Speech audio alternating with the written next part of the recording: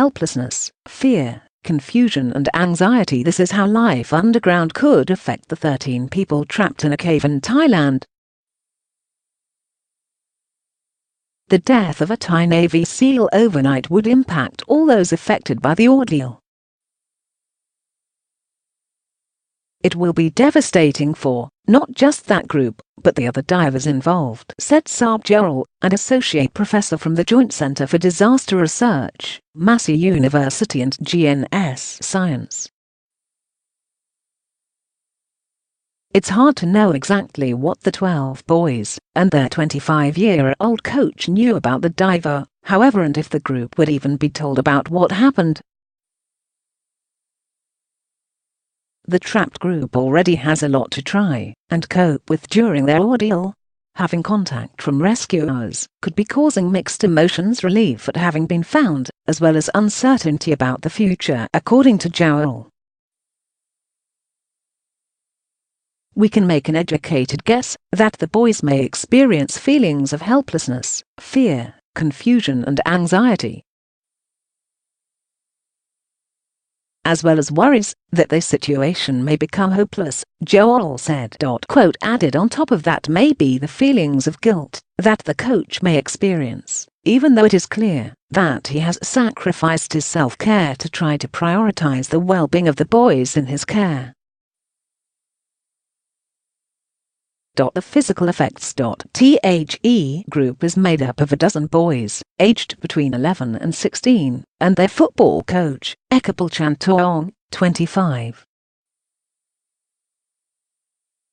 The footballers are 11-year-old Chanin Titan Wibran Rungruing, team captain Tuang Pichdom from Thip, Mongkal Boon Pim, 12, Ekarat Wangsukshan, 14, Somfong Jaewang, 13, Phonjit Kamluang, 16, Prochak Sutham, 14, Pirapat Sampiangjai, 16, Panyamit Sangdi, age unknown, Pipet Fothai, 15, Natorut the Kamsai, 14, and Adul Saman, 14. Rescuing all 13 of them could take months, owing to Thailand's ongoing rainy season. The time underground could leave them susceptible to infection and other health problems, Johal explained. The lack of daylight over this period of time means that they may not only be psychologically disoriented, but that many of their basic physiological functions that depend upon circadian rhythms will be disturbed, such as sleep, hormonal functioning, core temperature, their feeding and drinking, and also how their gastrointestinal systems might be functioning. Toilet issues can present another set of problems. Safe removal and disposal of their feces is important in thinking about infection control in the very closed environment that they're in, Johal said. There may also be other sources of infection in the underground cave system that might be a threat, particularly if their immune systems are compromised through malnutrition and lack of sleep. Traumatic experience. Johal said it was hard to know at this stage what the lasting impact of the traumatic experience would be. The experience would lead to an increased risk of developing mental health issues later on, but it wasn't predetermined, he said.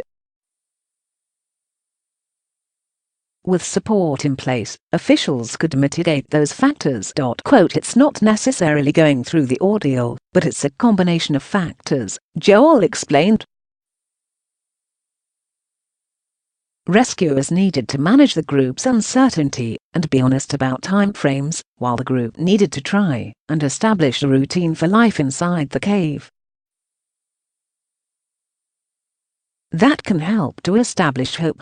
Hope is really important in rescue situations.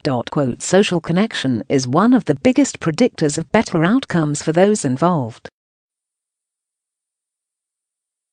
So, attempts to establish reliable means of communication between the trapped boys and coach, and their families and loved ones can only help, and the sooner that is provided the better.